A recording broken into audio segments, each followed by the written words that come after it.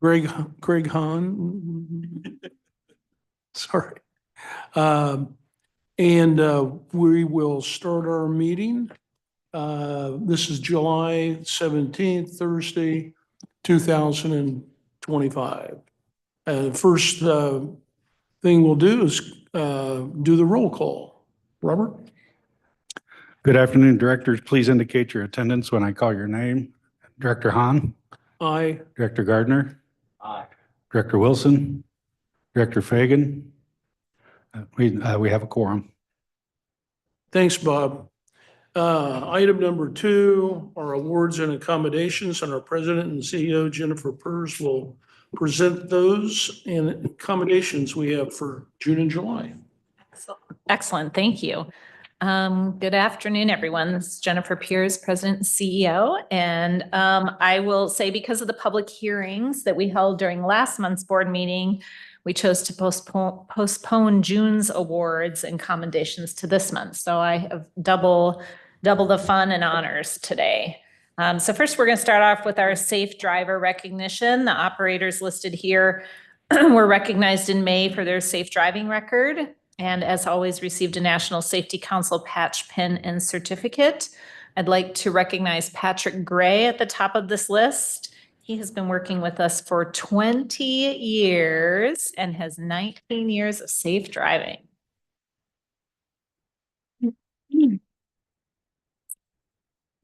Next is a list of our June safe drivers. Again, the operators listed here were recognized in June for their safe driving and received the same patch, pin, and certificate. From this list, I'll recognize Mr. Dexter Davis from the top there. He has been working with us for 30 years and has 22 years of safe driving. So a thank you to Mr. Gray and Mr. Davis for your exemplary service to Indigo and to our community. All right, next we have our employees of the month. Again, we're doing 2 months worth. So first we have Johnny Root, he from our Fleet Employee of the Month category. Mr. Root's nominator wrote, "Mr. Johnny Root is an overall team player with a great attitude who goes above and beyond to help. Johnny consistently maintains an impressive KPI of over 21 buses serviced every night, and he does not mind training new employees. His conduct and work ethic reflect a high level of professionalism and dedication, making him an asset to the team. Multiple new general laborers have started, and Johnny was able to assist in the training for all. Johnny has consistently exceeded his daily expectations and performance standards, reflecting his strong commitment to Indigo." So congratulations to Johnny Root. Next is our June 2025 Operations Employee of the Month, Coach Operator Gabriel Emmons. The person nominating Mr. Emmons wrote, "Gabriel approaches the service center every day with purpose, eagerly inquiring if any runs need coverage. His proactive nature demonstrates his commitment to the job and his willingness to support the team whenever possible. In terms of professionalism, Gabriel stands out. Gabriel has established the habit of arriving at work early, which gives him ample time to prepare for the day ahead. He takes the initiative not only to complete his tasks, but also to assist his coworkers as needed, fostering a cooperative atmosphere. His attitude is consistently positive, radiating enthusiasm that's palpable to colleagues and passengers alike. This bright disposition not only enhances his work, but also uplifts those around him, reinforcing a sense of community within the Indigo team." So congratulations, Gabriel. Next is our July Garage Employee of the Month, Mechanic Alfonso Perez. Mr. Perez's nominator writes about him. "Mr. Perez has exceptional work ethic. He consistently goes above and beyond, taking pride in his work and always looking for additional tasks when his primary duties are completed. He is a team player. He collaborates well with others to ensure projects are finished in a timely and safe manner. He's highly skilled but willing to share his knowledge, contributing to the development of his coworkers. Alfonso is described as a good dude, professional, and respectful towards everyone, regardless of their position or status. The recognition is well-deserved, highlighting his positive impact on his team and the overall workplace environment." Congratulations, Alfonso. All right, and our July 2025 Operations Employee of the Month is coach operator Dwayne Sims. His nominator writes, for over a decade, Dwayne has consistently set the bar for exemplary safety standards at Indigo, demonstrating an unwavering commitment to excellence in his role. Throughout his impressive tenure, he's maintained a flawless safety record, boasting an incredible 10 years without a single accident. His vigilant approach while operating the coaches reflects a deep understanding of safety protocols as he remains ever cautious and attentive to his surroundings. Dwayne's dedication not only ensures his safety, but also instills confidence from his passengers and colleagues alike. Congratulations, Dwayne. All right. And finally, we want to wish a happy retirement to Maintenance Supervisor Chuck Summers. Chuck did not want any fanfare, so he is not here today, but I'm hoping he gets a chance to watch this meeting either live or on the recorded. So if any of you talk to him, please let him know. We wanted to send him off in a little bit of style. So after 45 years of dedicated service, which I love the photo on the top, that was from the beginning of his career here at Indigo, Charles Chuck Summers will be retiring from his role as maintenance supervisor with Indigo. Chuck has been an invaluable part of this organization for over 4 decades, contributing tirelessly to our mission, setting an enduring example of professionalism, integrity, and commitment. From the earliest days of his career as a body tech through to his recent role as supervisor, Chuck has consistently gone above and beyond to support his colleagues, serve the community, and help Indigo grow and evolve. His deep knowledge, reliability, and positive spirit have made a lasting impact, and his presence will be greatly missed. While we are sad to see him go, we are also incredibly happy for Chuck as he embarks on this well-deserved new chapter in his life. Thank you, Chuck, for everything you've done for Indigo. Your legacy will always be part of this organization. Please join me in congratulating Chuck on his retirement and thanking him for his remarkable service.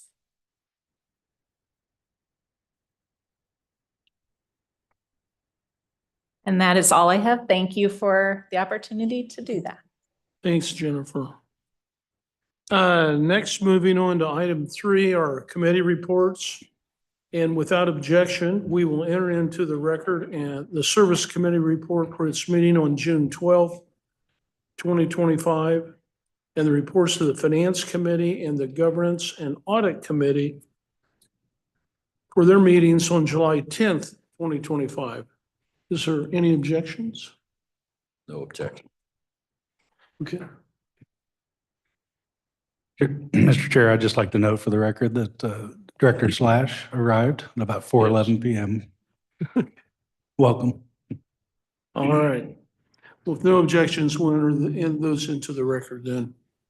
Now going on to our regular agenda, the next item is number 4. And we will begin with action item A1, and that's consideration and approval of the June 18th, 2025 board meeting minutes. Are there any questions or comments? No, sir. Okay. I'll ask for a motion and second for consideration and approval of the June 18th, 2025 board meeting minutes. All those in favor say aye. Aye.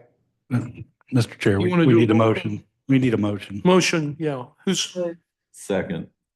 all those in favor say aye. Aye. All those opposed? No opposed. Okay. Approved. Next is action item A2, and that's consideration and adoption of resolution number 2025-05, authorizing the transfer of real property from the City of Indianapolis, Pearl Street. And our Chief Legal Officer, Robert Fry, will inform us on that one. Thank you, Mr. Chair. It is recommended that the Board of Directors adopt proposed resolution number 2025-05, authorizing Indigo to acquire certain real property interests from the City of Indianapolis, namely the south half of vacated Pearl Street, for use in the operation of the Carson Transit Center. So by way of some background, and by the way, I put a visual in front of each of you just so you could have some perspective of where we are talking about. But Pearl Street was an east-west running street, is really an alley in downtown Indianapolis until 1982, when it was vacated between Delaware Street and Alabama Street by the Marion County Plat Committee. When public right-of-way is vacated, it's split down the middle, and the owners of property on either side receive ownership of the vacated land. subject to utility easement rights. So therefore, when Pearl Street was vacated, the north half would have become part of the property of what is now the Carson Transit Center, and the south half became a part of the property to the south, which has long housed the Marion County Jail up until recently. And again, I gave you an aerial image to give you an idea what we're talking about. The crosshatched area that you see towards the bottom of the image is former Pearl Street.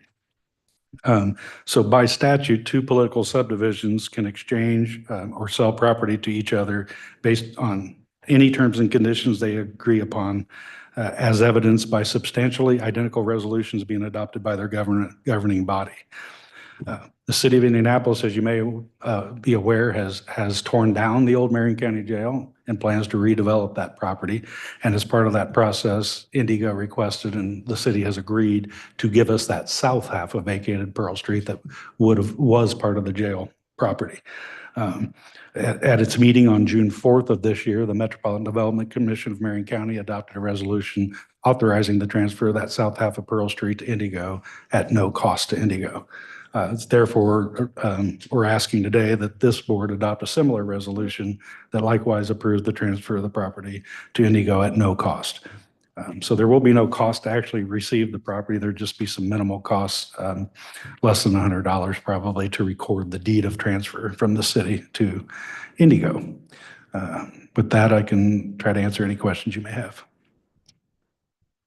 Any questions, board? Okay. Remind me, how much land is it? Oh, it's 0.14 acres, more or less. All right. Thank you. Not a lot of land, but it gives us a little more operating space there on the south end of the transit center. Perfect. Any other questions? I'd ask for a motion and second for consideration and adoption of resolution number 2025-05, authorizing the transfer of real property from the city of Indianapolis, Pearl Street. So moved. Second. Okay. Since this is the adoption of a resolution, we'll need to do a roll call vote, and I'd ask Bob Fry to do the roll call for us. Directors on the present motion, please indicate your vote when I call your name. Director Hahn? Aye. Director Gardner? Aye. Director Wilson? Director Fagan? Aye. Director Slash? Aye. The motion carries. Okay, thank you. Next is action item A3, and this is consideration of adoption of resolution number 2025-06. And this is approving an advertising and sponsorship policy.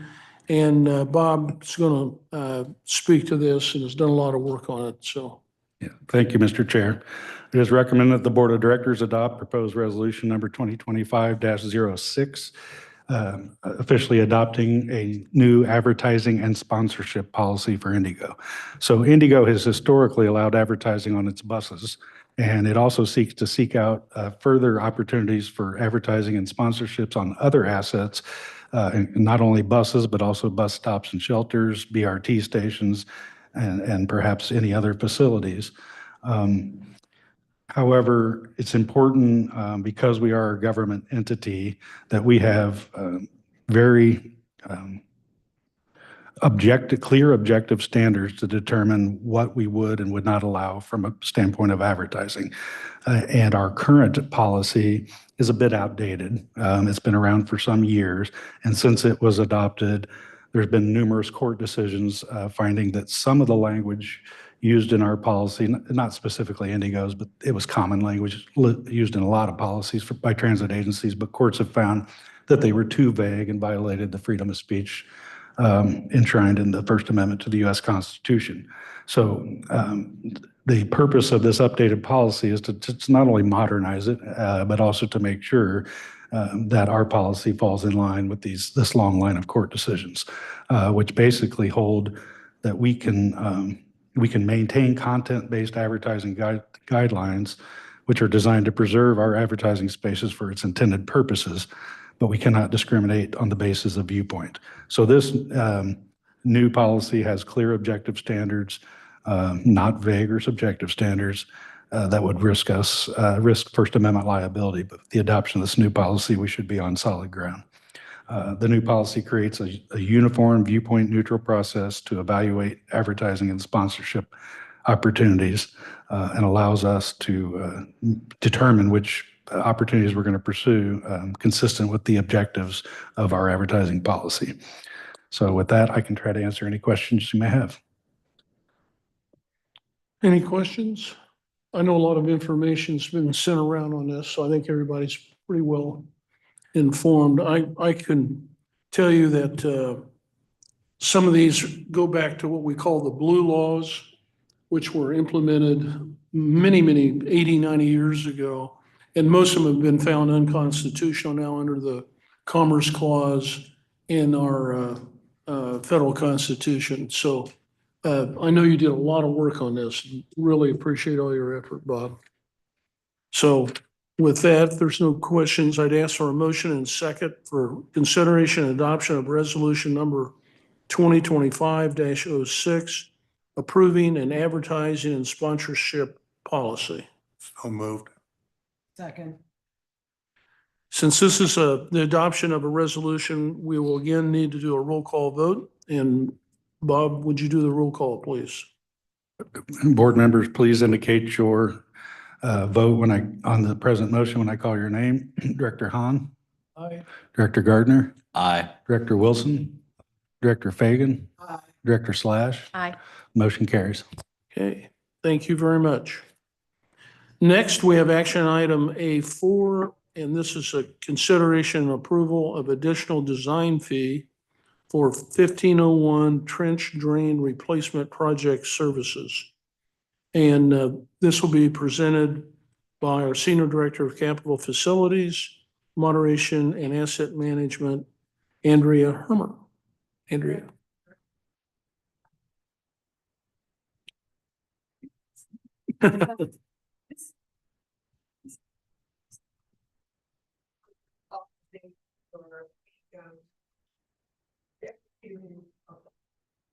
I knew I was going to screw up somewhere. Okay. To execute a new task order under an existing contract with HDR Engineering, Inc. For additional design services. This pertains to our 1501 trench drain replacement project. We'll talk a little bit about more of that in background. An amount not to exceed $23,060. Before I delve into all these great facts and interesting information, I did want to introduce and recognize that Erica Miller with HDR is here in the audience with us. HDR is also one of our on-call engineering A&E services firm, and they do a great job. Erica's position at HDR is Indiana's transportation lead, and on this particular project, she serves as a project manager along with Sarah, our in-house project management.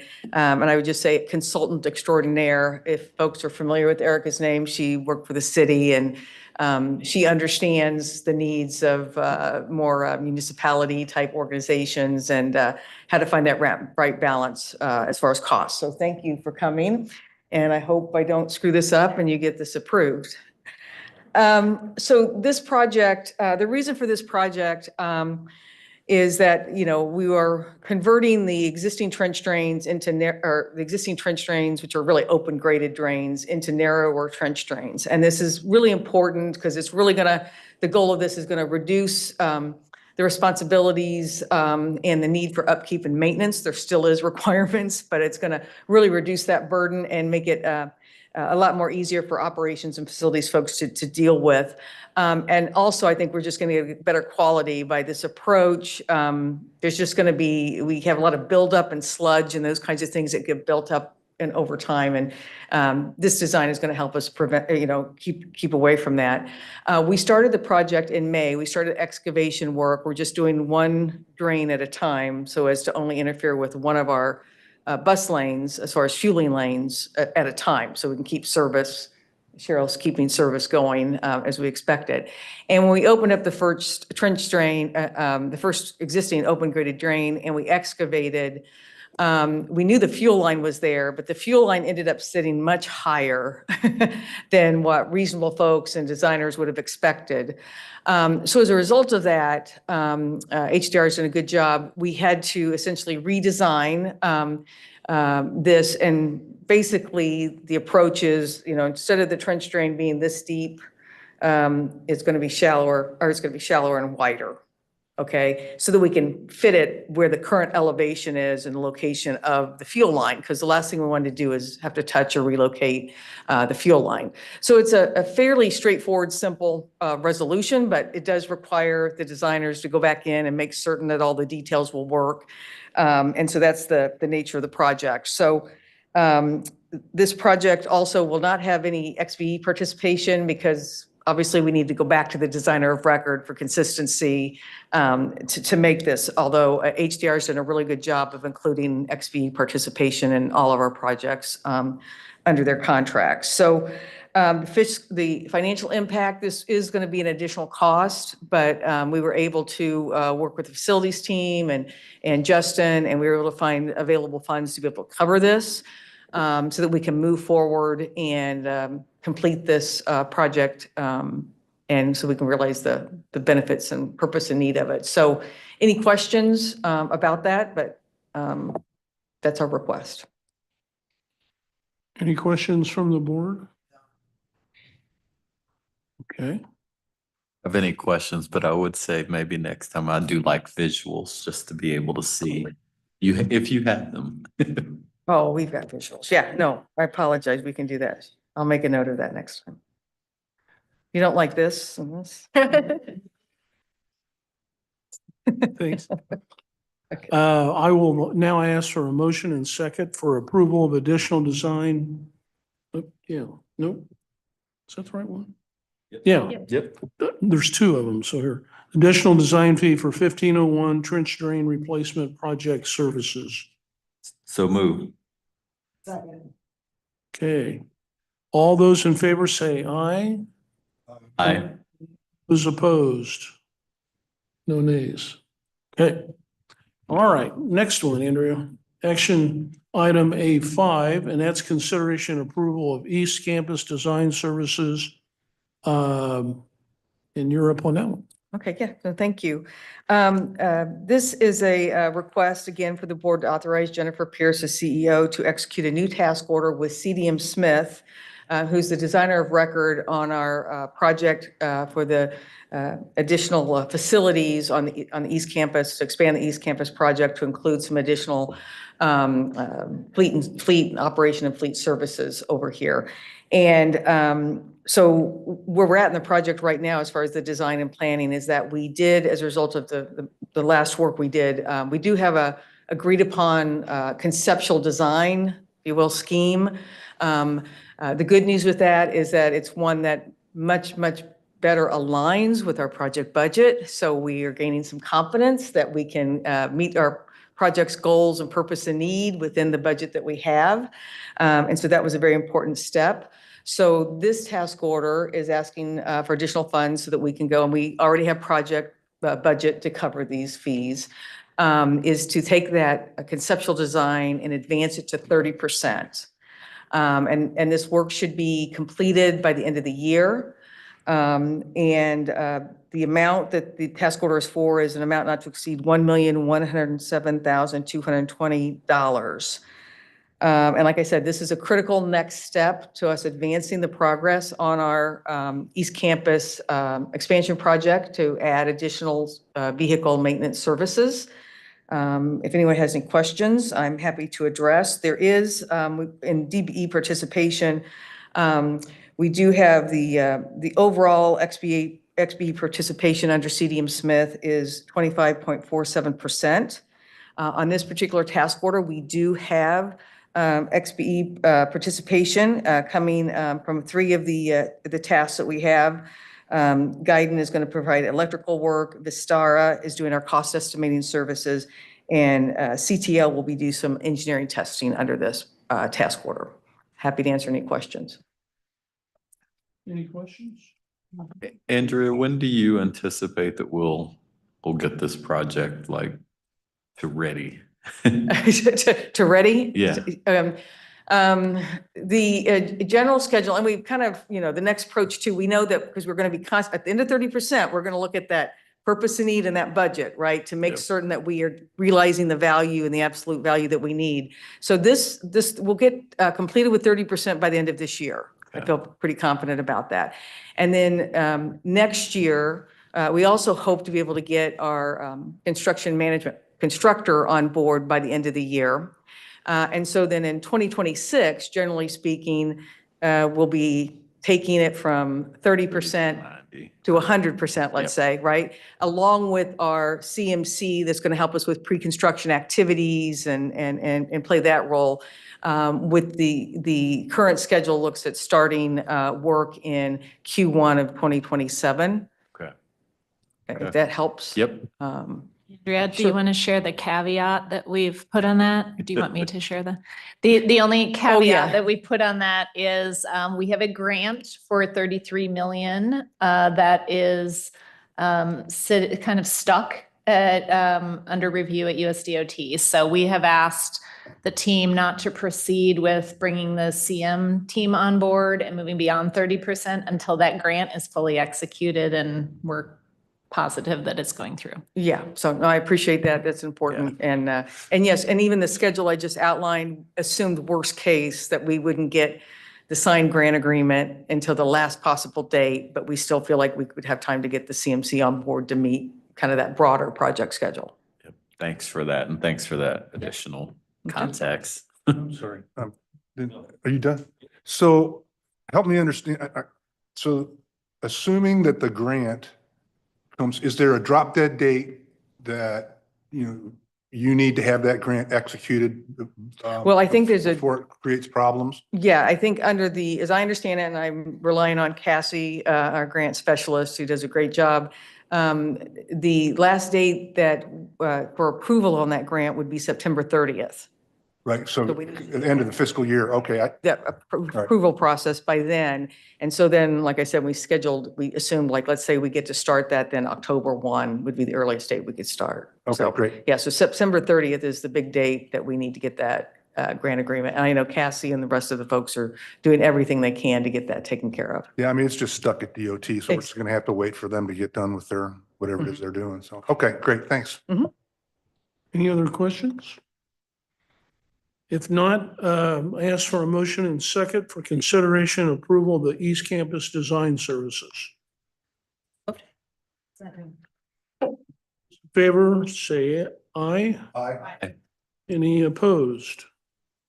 No, okay, passes. Andrea, thank you very much. I know this is a big, big task and doing a great job. All right, but thank you. Thank Appreciate you. Okay.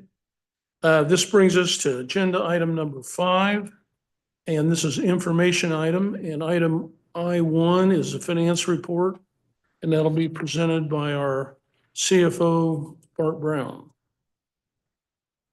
Thank you. Bart Brown, CFO for Indigo. This is the June 2025 financial summary. Under revenue, our federal assistance revenue came in over budget for the month of $193,147.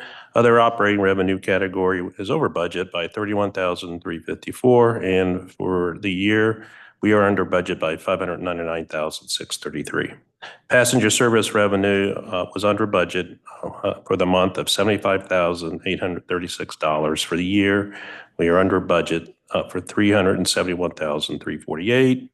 PMTF grant and local income tax both came in on budget for the month and for the year. For property tax, our spring collections, we yielded $1,981,022, which was over budget for the first half of the year. And it also happens to be the same number for the entire year. And then service reimbursement program revenue was over budget by $4,523 for the month, and for the year over budget $15,889. All revenue for the agency came in over budget for the month of June, $2,134,210. And for the year, we are over budget $2,578,774. Turning to expenditures under personal services, fringe benefits were under budget for the month, $537,777, and year-to-date under budget, $2,429,874. Overtime was over budget, 227,370 for the month, and for the year, we're over budget, $1,023,013. And then salary expenditures were under budget for the month of June, 294,782. For the year, we're under budget, 2,357,109. And for all personnel service category came in under budget for the month, 560,189. For the year, we're under budget, 3,763,970. Other services and charges, claims were over budget for the month, 35,408. But for the year, it is under budget by $1,168,179. Then under miscellaneous expense category, under budget for the month, 70,335. For the year, we're under budget, 276,595. Purchase transportation was over budget for the month, 603,573. And for the year, it is over budget, $619,203. Services expense was under budget by $936,490. And for the year, we're under budget, $10,554,694. For the month, utility expenditures were under budget by $41,529. And for the year, the utilities was over budget, $16,727. And then finally, materials and supplies. Fuel and lubricant category was under budget, $150,811. And year-to-date, it's under budget, $923,672. For the month of June, the maintenance materials category is under budget, $16,796. Under budget for the year, $59,409. Other materials and supplies categories under budget, $86,501. For the year, it is under budget, $597,840.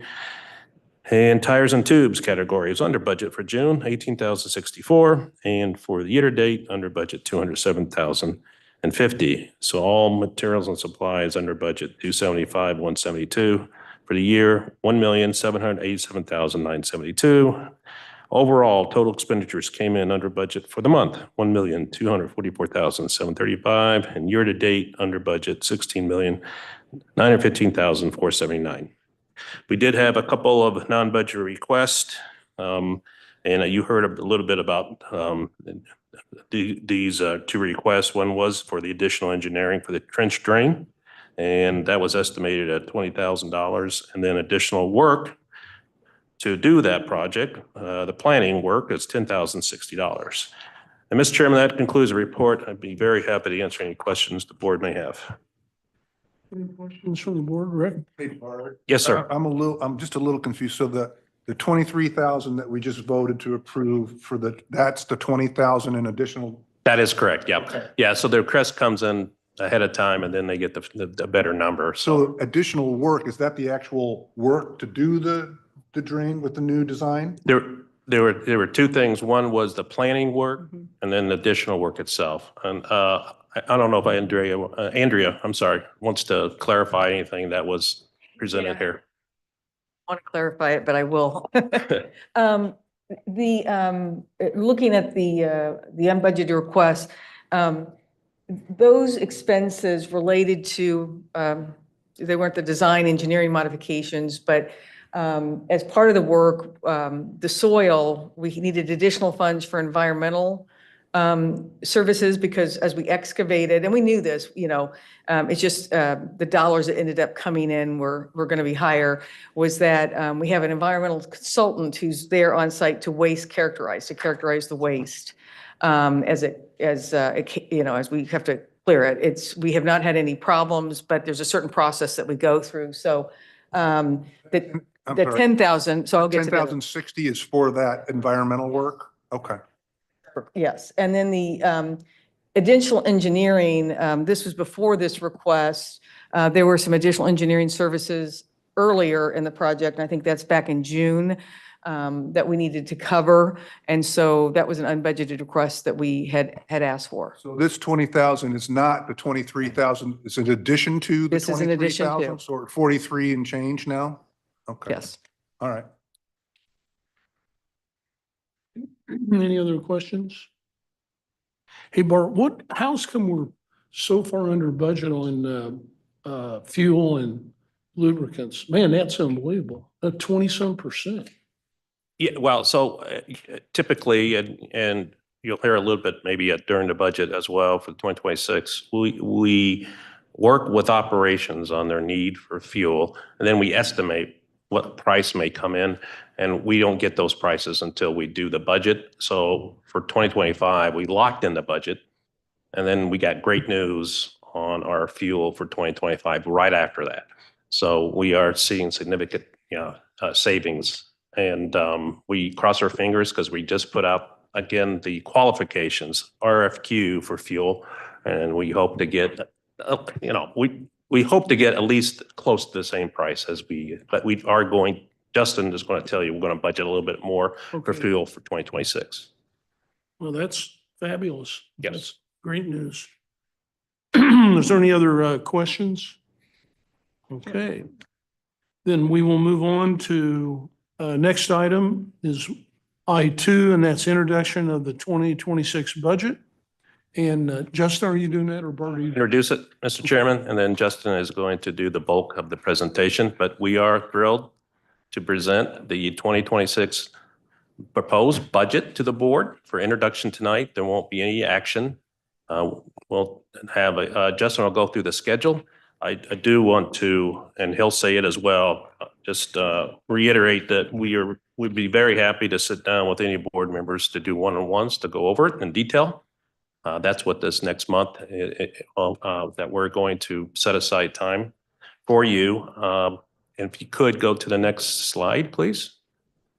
And so I just want to point out who is responsible for putting the budget together. And of course, it starts with our CEO and what she puts down as her priorities for the year. And she sends that to the executive team, who then meets with their folks to put together the budget that they require for 2026. And of course, we did hear from our chair of the finance committee about the zero-based budgeting, which Justin will go over a little bit, explain how we do that. The budget team, Justin and Andrea Arrocio and Cassie Burmeister do the lion's share of putting this budget together. And I do want to take some time to recognize Andrea Arrocio. She is home recovering from surgery, and she's had a kind of a tough year, but she has never complained, and she has been there every step of the way. So she is very instrumental in putting this budget together. I wish she could be here, but just want to wish her well. Also, thanks to our chair, Rick Wilson, who spends time with us to go over this and gives us great advice. And of course, the executive team and the directors, they put a lot of time in this. They're busy with their everyday jobs, and this takes a lot of time for them to really get this right, and they did a great job of putting it together. So with that, next slide, we're going to go show you what the size of the budget is that we're requesting. So the total is $432 million. The operating is $153.9 million for request. Capital, $257.6, and you could probably guess majority of that is the blue line. And then our debt service is at $21 million, and that includes a full year of debt service for the blue line. And at this point, I'm going to turn it over to our very capable budget director, Justin Burko. Thanks, Bart. Next slide, please. Good evening, members of the board, executive team. My name is Justin Burko, budget director for Indigo. And before we get into the details of the 26 budget, I just wanted to take a step back and share what was asked of our staff ahead of time before budget preparations began for the upcoming fiscal year. First, we asked all chiefs, directors, and managers to work together to create a budget that was built around the strategies and objectives in our strategic plan, which you can see on the screen there. Each line item or budget request was to have a direct impact on at least one of the following: protecting frontline workers, increasing ridership, or prioritizing long-term stability. The goal was to bring these strategies and objectives to the forefront as we contemplated the allocation of our fiscal resources for the year. Next slide, please. Next, in order to promote fiscal sustainability, we asked our budget preparers to adopt a zero-based budgeting methodology. The zero-based budgeting means that we essentially reset the budget to zero each year and build the fiscal request from the bottom up, with justification for how each line item supports the organization's priorities and objectives that we just saw on the last screen. The goal of zero-based budgeting is to limit budget creep and help focus resources more efficiently, as opposed to simply building set increases year over year to the operating budget. And with that philosophy in mind and methodology in mind, our team went to work, and we're pleased to present the results of that effort, which is a proposed operating budget of $153.9 million.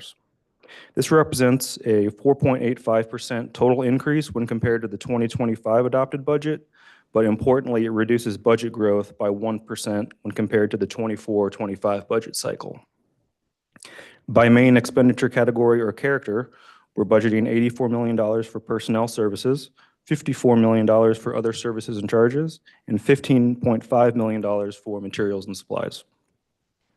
Personnel services includes wage increases as outlined in the collective bargaining agreement for union staff, as well as merit-based increases for non-union staff. We have budgeted for 919.5 full-time equivalent positions, which is an increase of just 3.5 FTEs from the 25 approved budget. The budget for other services and charges will cover the costs of our paratransit operations contract, our security contract for facilities, as well as all of our IT software and maintenance subscription costs for the upcoming year. Materials and supplies includes the costs associated with procuring fuel for our fleet, as well as stock parts and bus tires and tubes. Additionally, significant investments in areas such as facilities repairs and upkeep, paratransit operations, security, and capital planning are some of the largest drivers of the increase compared to 2025. But in that table, you'll notice that more than most of these investments have direct ties to at least one, and if not more, of our strategies and objectives in this strategic plan. I'd also like to point out one new budget and accounting procedure for 2026 that's relevant to some of the increase you're seeing specifically in the other services and charges category. And that's around how we account for our cost sharing contributions for capital projects that are done in conjunction with the City of Indianapolis. Prior to 2025, capital contributions for these projects were considered Indigo capital investments, and as such were included in the capital budget. That's mainly because the assets, once they go into service, they belong to the City of Indianapolis and not Indigo. And so our external audit partners had recommended that this then be classified as an operating expense going forward. So for 2026, you'll see a $2.2 million contribution for some DPW-led road improvement projects that would have previously been included as a capital expense. Next slide. On the revenue side of the operating budget, the makeup of how we fund our operations remains largely unchanged from prior years. We have three categories of operating revenue: local, state and federal, and other local. The largest source of operating revenue comes from our local taxes. Local property and income taxes do make up nearly 60% of our operating budget for 2026. You'll also recall that we are obligated to produce a balanced budget each year. And to achieve that, we're proposing using $25.9 million in stimulus fund balance for the next budget cycle. That is funds that were previously drawn federal assistance that we've got set aside and available to fund any operating shortfalls.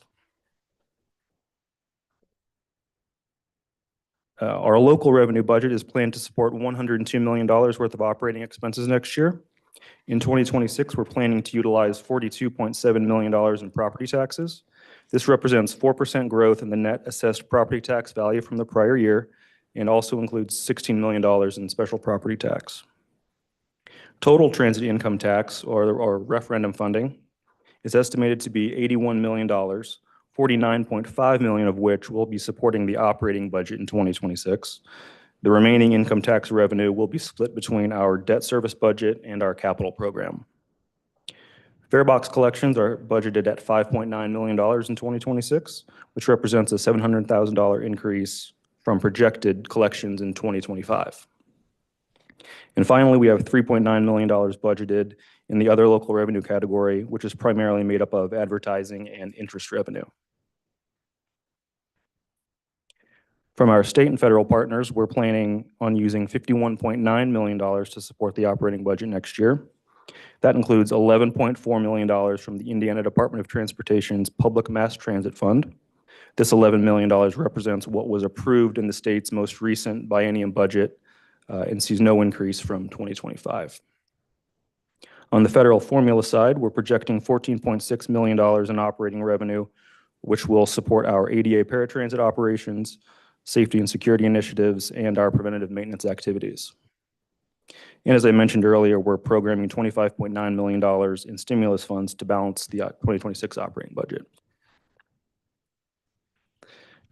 Moving on to the capital budget. For 2026, we are budgeting $257.6 million towards capital purchase projects, which we group into 5 categories: BRT and on-street infrastructure, facilities, fleet replacement, information technology, and safety and security.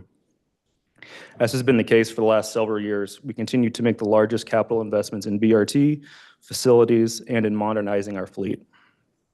In 2026, the most noteworthy capital projects include construction of the Blue Line, which is our 3rd BRT route, construction of a bus storage and maintenance facility here at our East Campus, as well as fixed route and paratransit vehicle replacement.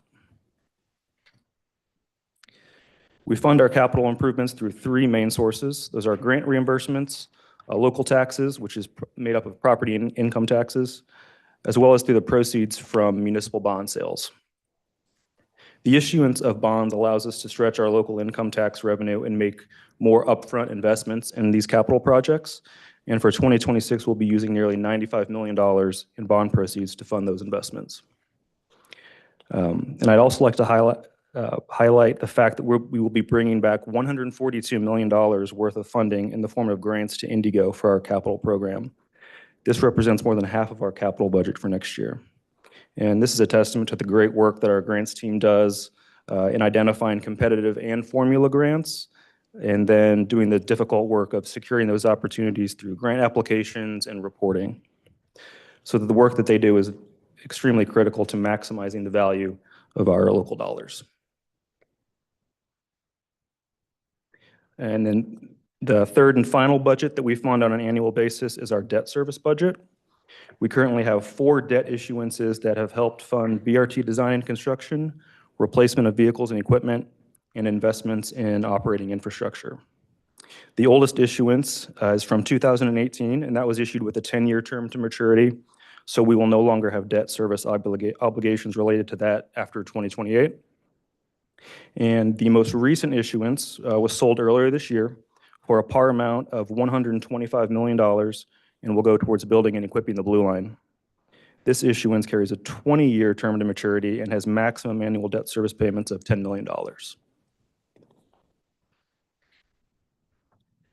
And then just to wrap things up, just a few reminders on where we stand along our budget timeline. The next step in our budget approval process after the introduction this evening will be to hold a public hearing the evening of Thursday, July 31st. And then at next month's board meeting on August 21st, we will seek adoption of our 26 budget, and we'll have the ordinance and resolution for you all to sign, which will formally adopt the 26 budget. And then from there, we'll seek adoption with the City County Council, and then finally the Department of Local Government Finance at the state level. And as Bart mentioned, if in between tonight and the adoption meeting next month, if any member of the board has additional questions or would like to sit down to discuss, feel free to reach out. This is the main members of the budget team here, and we'd be happy to sit down and go through any questions you might have. And additionally, you've got a copy of the budget book here. It's got a much more detail than we could provide in a PowerPoint presentation. So take a look at that, and then if you have any questions, please let us know. That concludes my presentation. Thank you. Thank you very much.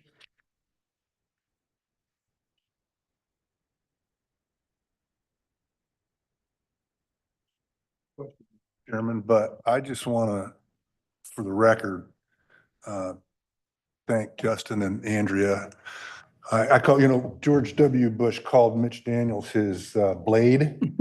I call Andrea my little samurai. She worked so hard on this, board members. And I think, Justin, you and your team deserve just a great big thank you from this board for everything you've done on this. This is really great stuff. Thank you very much. Okay.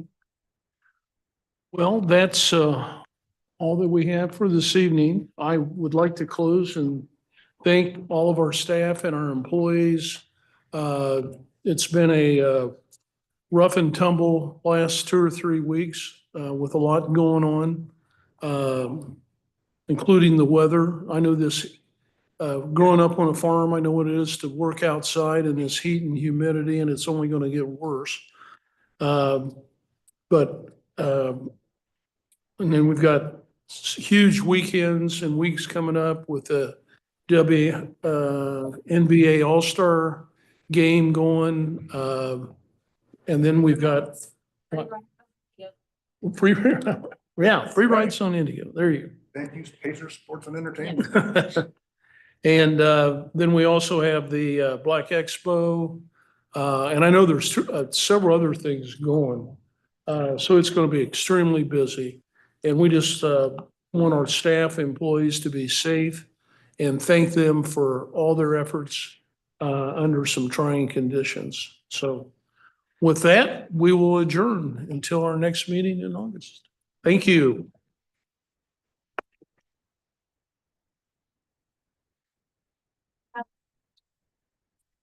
Hmm.